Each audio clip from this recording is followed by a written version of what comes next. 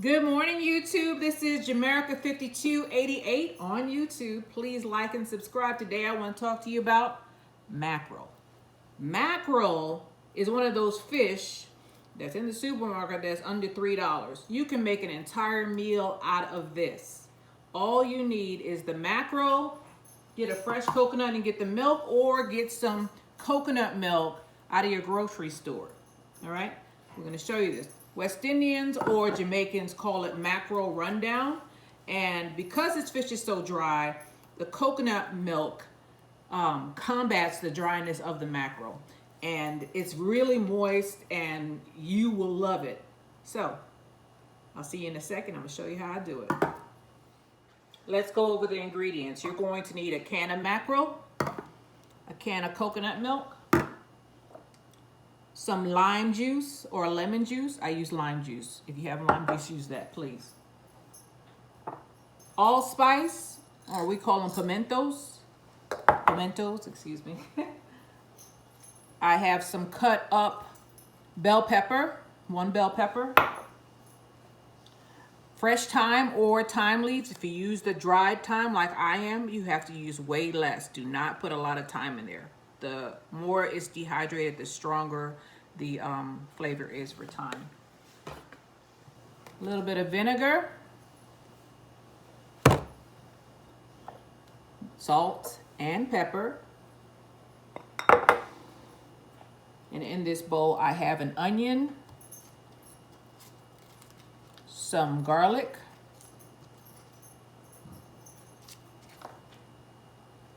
Scotch bonnet, or we call it habanero here in the United States, and some tomatoes. First thing we're going to do is we're going to get our coconut milk, right? Now you can grate your own coconut milk, and get your own coconut milk by grinding the coconut and squeezing the water out with the cheesecloth. My grandmother used to put a little bit of water in it and just keep on squeezing it out, and she got a whole bunch of coconut milk out of the coconuts. I'm not sure of how to pick coconuts, and I don't want to get a rancid one and pay for it and then have to go back to the grocery store and return it.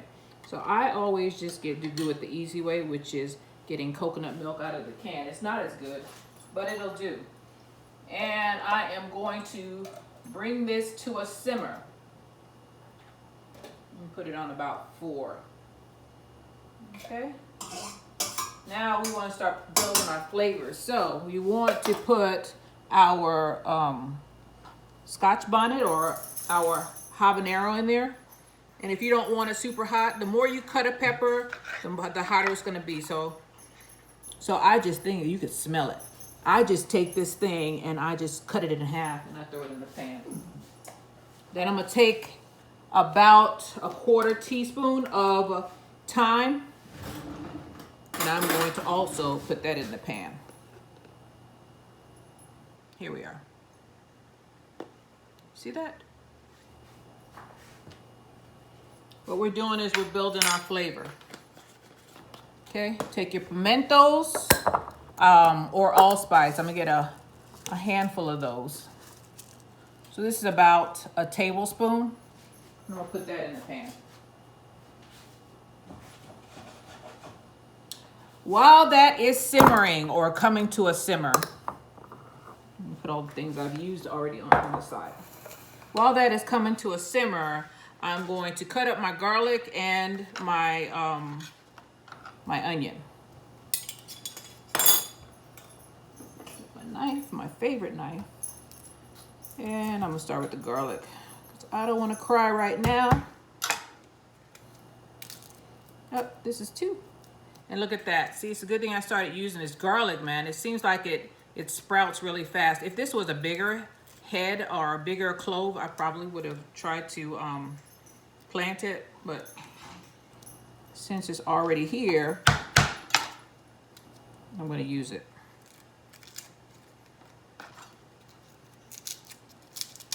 Yeah, it turns out, I thought it was 3. It turns out it's 5. I like garlic, so I put extra in there.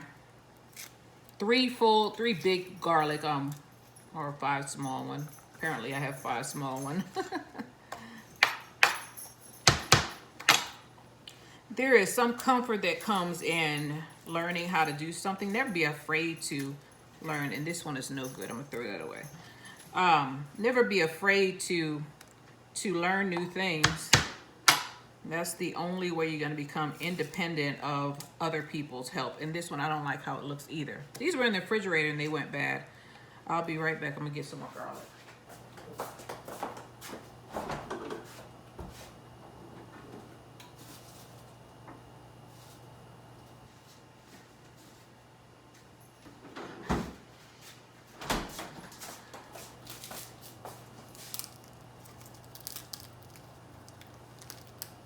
I don't know how long the store had them, but apparently it was too long.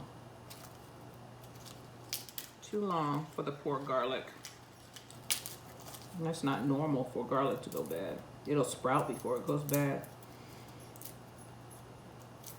All right, this one's okay.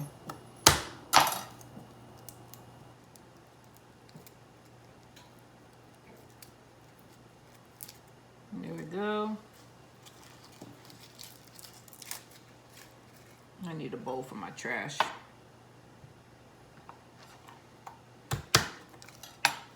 And I lost my garlic.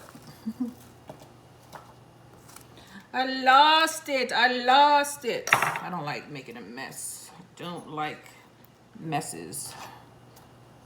So, here we are. So what I was saying was never be afraid to learn new things, because the only way you're going to become independent of other people is to know how to do it yourself. If you can.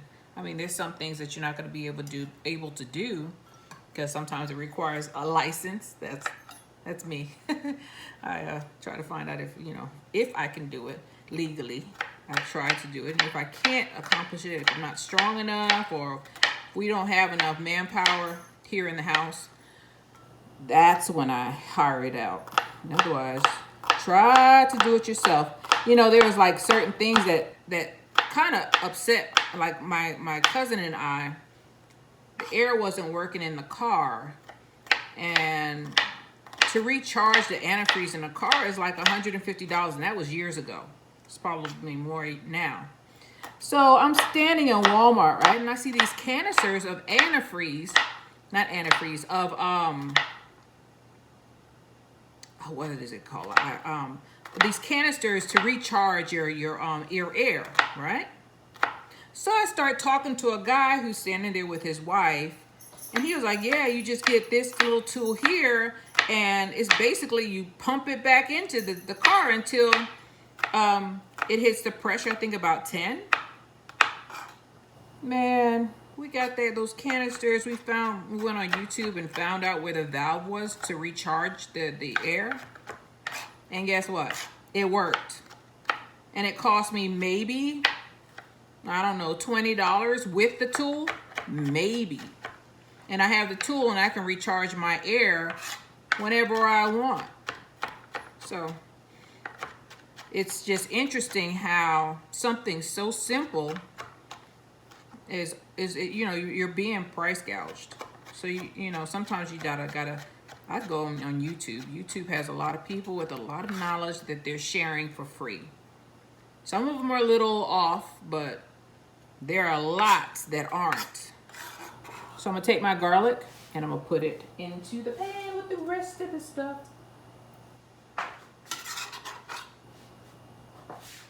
Turn it up to 4. I thought I had it on 4. I had it on 2. Now I'm gonna take my onion, chop that up. I don't need any more garlic. Take my trash over here. Cut up my onion.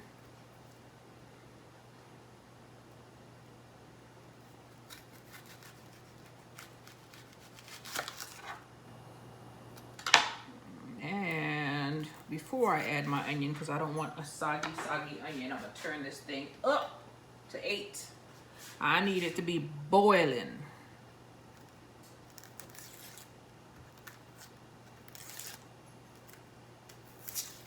So yeah, we recharged the air in the car. And we simply looked up the type of car that we had, found the valve, and she was on one side, I was on the other one, and The air worked. Saved $150. So I am not, and I don't think she is either anymore. I am not afraid to learn how to do new things.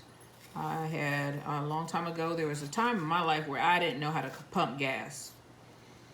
And someone had to show me how to do it. So, New York, they usually pump your gas for you, or they used to. Before credit cards came out and credit cards were so prevalent at the gas station. There'd be a guy there pumping the gas, and he'd take he would ask you how much you want. You'd be like, I want $20 worth of gas, and he would pump the gas, get the $20, and you were on your way. You never touched a hose. You never touched the gas pump. Nowadays, people are doing it more themselves. So I had to have someone. I was in Germany, and I didn't know how to pump gas. And I had a car. I mean, I knew how to drive and everything, but I didn't know how to pump gas. Somebody had to show me how to do it. That's embarrassing. Standing at a gas pump, looking perplexed, looking at other people trying to figure out how to do stuff the last minute. So I started thinking to myself, hey, you know what? This doesn't make any sense. You need to learn how to do this stuff yourself. What if no one's here to help you? That was my motto. I learned that in my 20s. That was my early 20s. I was like 20, maybe 20, 21. And I've been like that ever since. Actually, I've gotten more and more. I've doubled down on that. Making sure I can do it myself. So my onions are chopped up. Oh, y'all got all kind of stuff in front of you. What is that? All right. So my onions are chopped up. I'm gonna put that in there.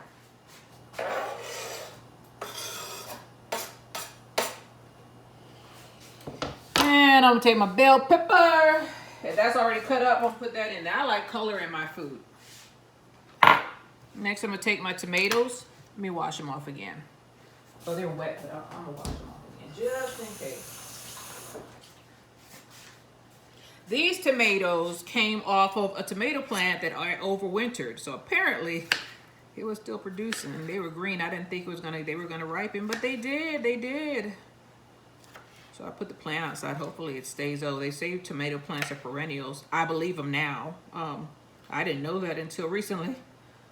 Learned something new right there. So yeah, tomato plants. The only reason why they die is because they get frostbitten or you don't water them. Otherwise, they go on. They're perennials. They can live forever. Turn into trees. Well, big bushes. Tomato plants are ugly though.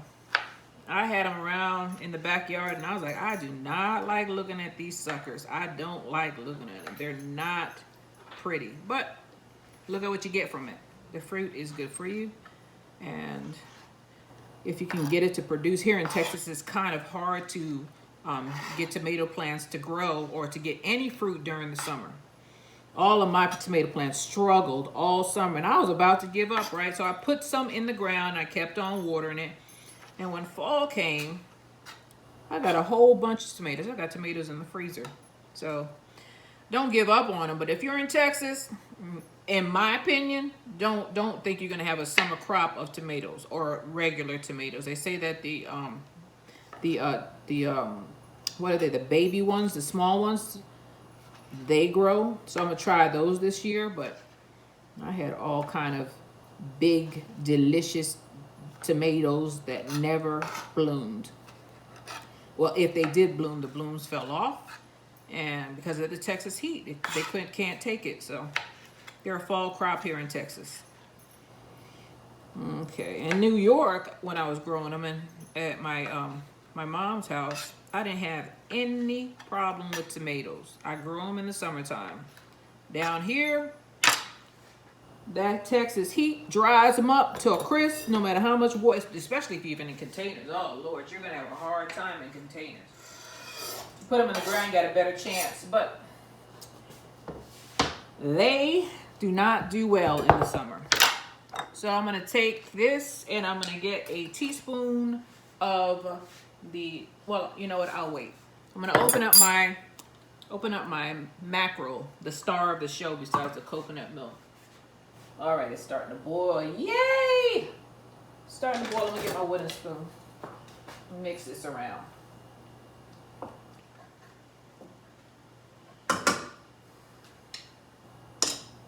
I'll open my mackerel up. Let me put this cap back on here. Notice I haven't put any salt and pepper on there, and the reason why I don't put salt and pepper on there until the end is because, especially salt, because I don't want a bunch of salt on my food. And I already have a habanero in there, so pepper is going to be, you know, just to add, the black pepper is just an added flavor. Not really for the heat. Black pepper has its own flavor. It's not just hot. It has a distinct taste. So I'm gonna take this, it's filled with water, I'm gonna dump this out, I'm gonna reuse my bowl. I'll be right back.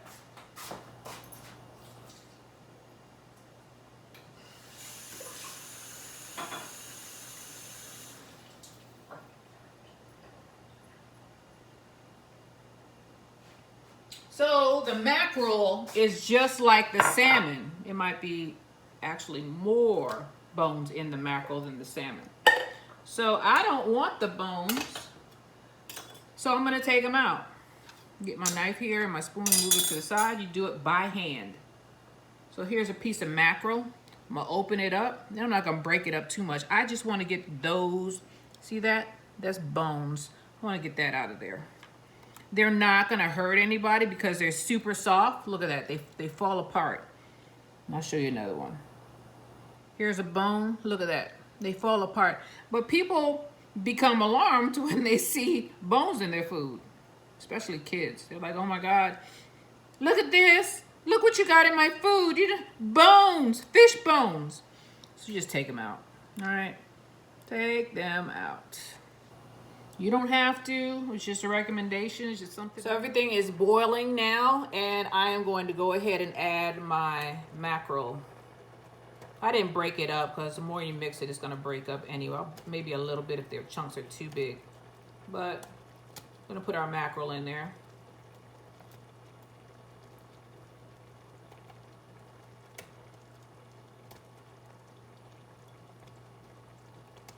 Add a little bit of juice, I'm gonna add that.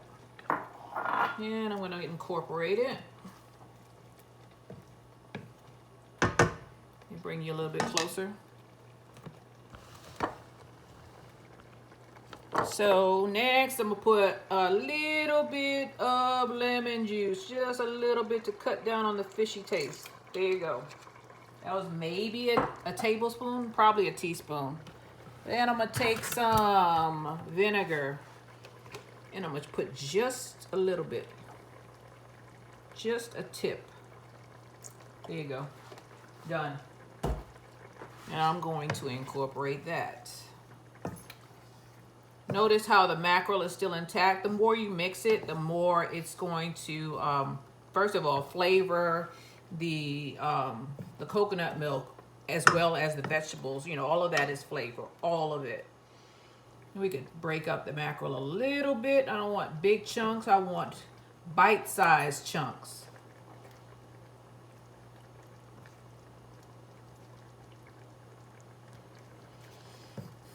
And I want my gravy, which is the coconut milk, to get thick. So now, you know how I do. I take my hand, I drip some in there, and I taste it. It's hot, but it's not black pepper hot. So now we're gonna get salt. We're gonna get some pepper. Just gonna put a little bit because black pepper has its own distinct taste. It's different than habanero pepper. Habanero pepper is more of a dry hot to me.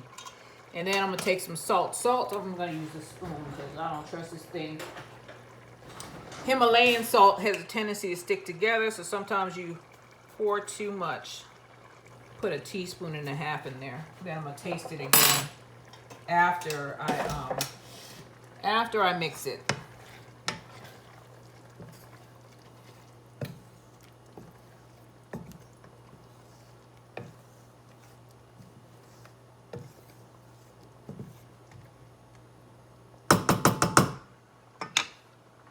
I'll put my stuff back up. I'll be right back.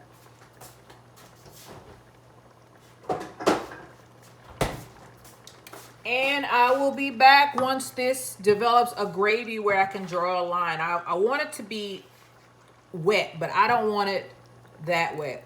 You see this? I don't want it to do that.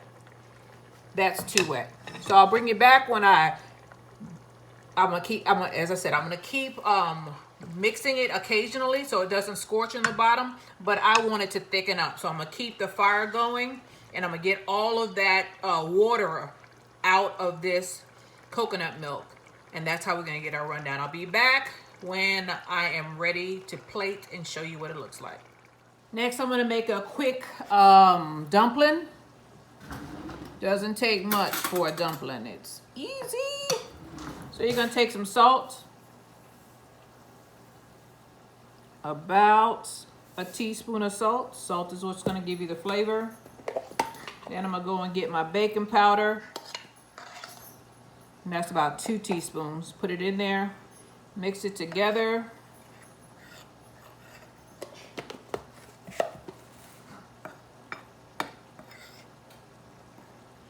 You notice I'm mixing all my dry ingredients first before I add any water. Let me move my notepad around away from you. There was another guy who made some dumplings that were different than mine, but I didn't like it because I'm always afraid that I'm not going to cook the center of the dumplings. And they're going to be doughy, and who wants doughy dumplings? Let me check my rundown and make sure it's not scorching.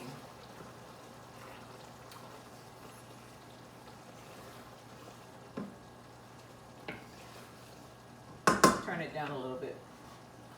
Just trying to get that water out of there. So I've got my dry ingredients all mixed up, right? Take some water, put it in there. Don't put a lot of water. Put enough water in there. You see, I'm mixing it up and I'm checking the consistency of the flour. I did not weigh this flour, so I don't know the exact measurements of how much water I want, but I know what it looks like. So right now you see it's starting to clump up. I want a little bit more water in there. I want it to clump up a little bit more before I put my hands in there.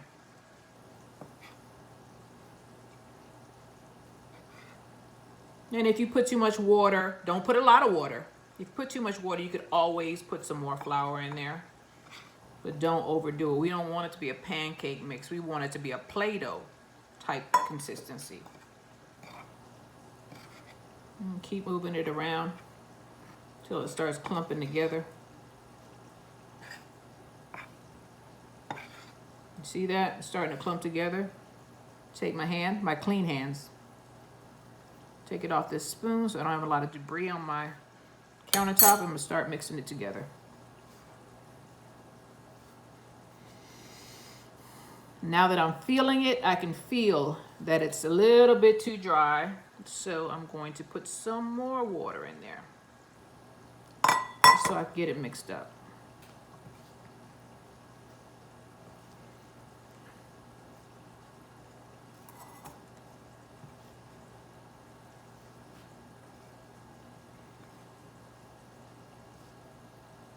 See how it's starting to come together like a dough? That's what you want to do. You want it the consistency of Play-Doh. And you want to try to not make a mess like Jamaica is. The more mess you make, the more the cleanup, the harder the cleanup's going to be. So I'm going to keep on moving this dough around until I get it into a ball.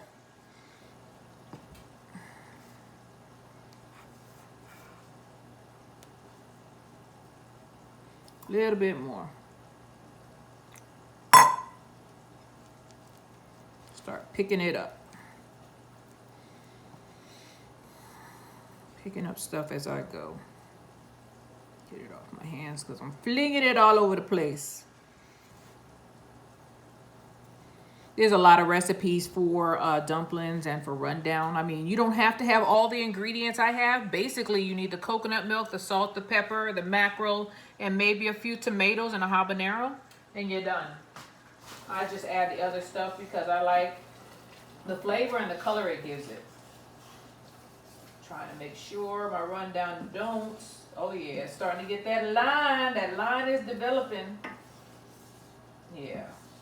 Turn it on low. You gotta learn to also do things. If you don't feel comfortable making the dumplings while you're processing the rundown, the mackerel rundown, just do the dumplings first. You want your rundown to be hot, but the dumplings, they need to be warm, maybe.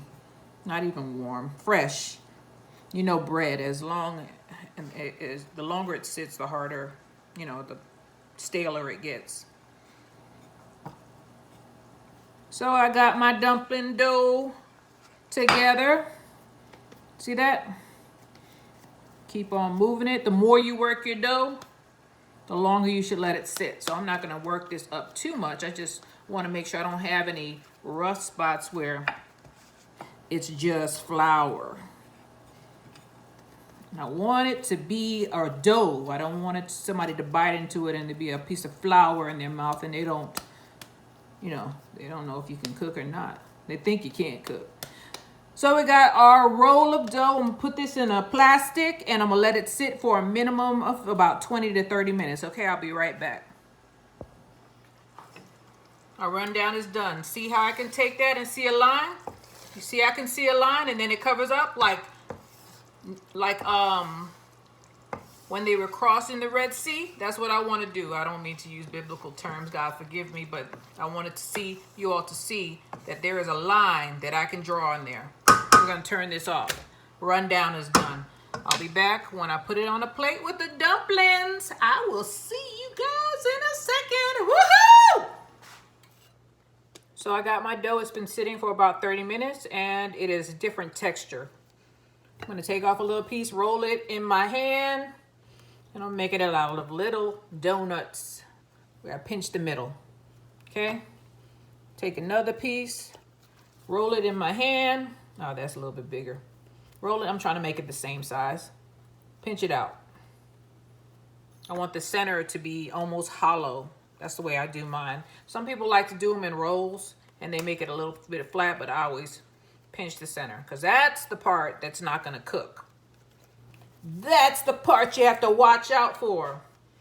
And I'm going to pinch it in the center. Some people also take it and they'll turn it over, like a Chinese dumpling. And then they'll pinch it in the middle. But I just flatten it down, pinch it in the middle. Like normal U.S. dumplings that you boil. Smash it down, pinch it in the middle. Then I'm going to take it in my hot oil. This hot oil let me show you, is already hot. I have it on high and I'm already frying. Okay? I'll take another one, dump it in the oil. Put you guys back. So I'm not going to crowd my pan. I think this thing could fit like 4. And it's frying up. The oil is covering the dumplings. And right now, the oil, I guess it's because it's coconut oil. You see how that looks? But it'll come down and you'll start to see less and less bubbles as it cooks. And the dumplings will start floating up to the top a little bit. Okay? I have this a little bit too high. I want my dumplings to cook all the way through. You see how they're starting to float to the top? You see that? That's what you want. That's how you know you're not sucking up too much oil and that the baking powder is doing its job. So I'll bring you back once I get it to a golden brown. I'm going to flip them over so they cook on both sides, and then I'm going to plate with my rundown and with my fried dumplings. See you in a second.